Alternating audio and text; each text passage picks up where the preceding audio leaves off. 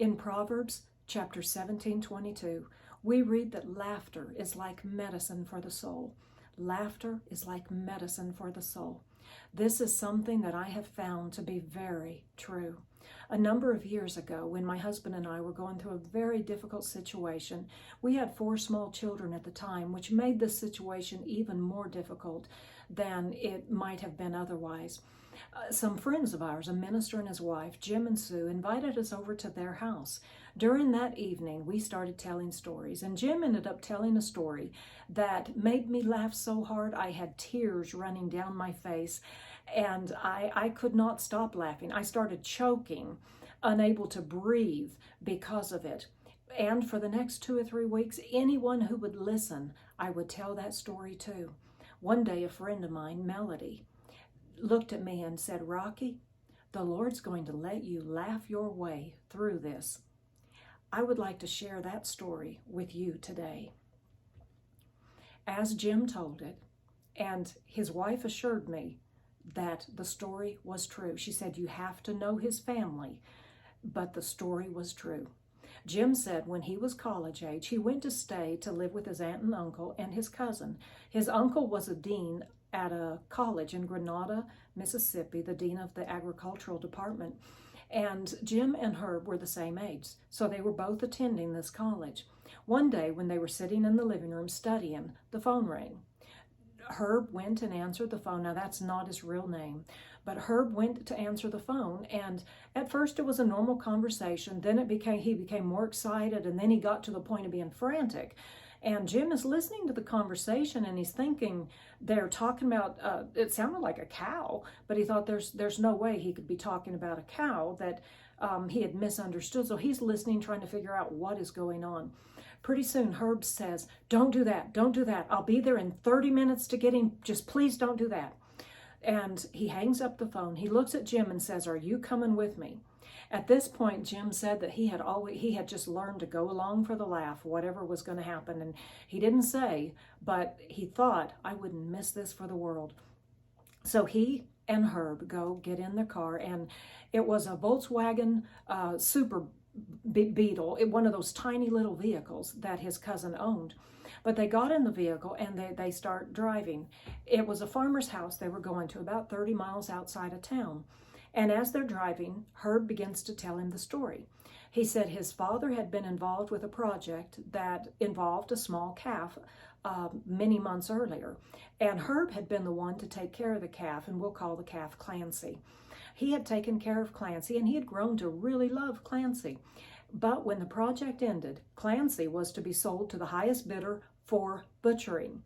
And Herb could not imagine Clancy being sold to decorate someone's dinner table. But he said that the farmer had told him, "If you don't get here now and get this steer, that I'm going to have a freezer full of beef." And so they're headed there, and Jim's thinking, okay, we're in this tiny little vehicle. He must be stopping at a friend's house, someone, or maybe even borrowing a truck and a trailer from the farmer himself.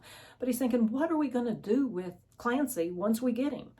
Herb had kept him in his backyard for a number of months until the neighbors started complaining, and he had to get him gone. And a whole bunch of months had passed since then, and if he was starting to look like a young bull at that time, he really was looking like one now. And so he's running all of this through his mind as they drive there. Well, they eventually pull into the farmer's yard, and Herb pulls out closer to the barn. The farmer comes out and greets them. And then the farmer and Herb both go into the barn. Jim is still sitting in the car waiting, thinking, where's the truck, how are we going to do this? And next thing he knows, the farmer and Herb walk out. The farmer has a partial bale of hay, and Herb is carrying, or has a rope, and is leading Clancy out of the barn. And they're headed toward the vehicle. When he gets to the vehicle, Herb gets in, he puts the back seat down, and the farmer lays hay all over the back seat of the car. And the next thing Jim knows, he is pulling on the rope. The farmer and Herb are trying to lift this steer, lift his rump, trying to lift him to get him into the back seat of this small little vehicle. And of course, Jim and the farmer are laughing hysterically the entire time.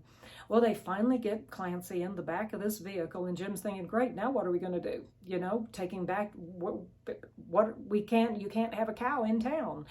But he doesn't say anything. He's just driving along. He's along for the ride here. And as they're driving down the road, they noticed the vehicle coming toward them suddenly swerved, barely missing them into their lane, and missed the big vehicle behind them, but then went back on the medium, through the medium, swerved back into his lane, and went down into a ditch. The vehicle took out a fence, nearly hit a telephone pole, and finally came to rest out in the middle of a farmer's cornfield. Well, Jim and Herb hurry back to the car to make sure this man is all right. And Jim gets to the vehicle first. He's knocking on the passenger side window. The door's locked. He can't get it open. He's knocking. He's saying, are you okay? Are you okay? Do we need to call the ambulance? And then he notices, because the farmer won't, or the guy won't answer him. And then he notices that the window on the other side is partially down. So he goes around to the other side of the vehicle, and the guy's hands are glued to the steering wheel, and he's squeezing his hands so tightly his knuckles are turning white. Now, he doesn't look at Jim. He's staring straight ahead. And Jim says, are you all right? Do we need to call the ambulance? And he's thinking this guy's had a stroke, heart attack. He can't tell. The guy doesn't move. He simply opens his mouth and he says, I've been on the road for 18 hours straight. Just tell me one thing.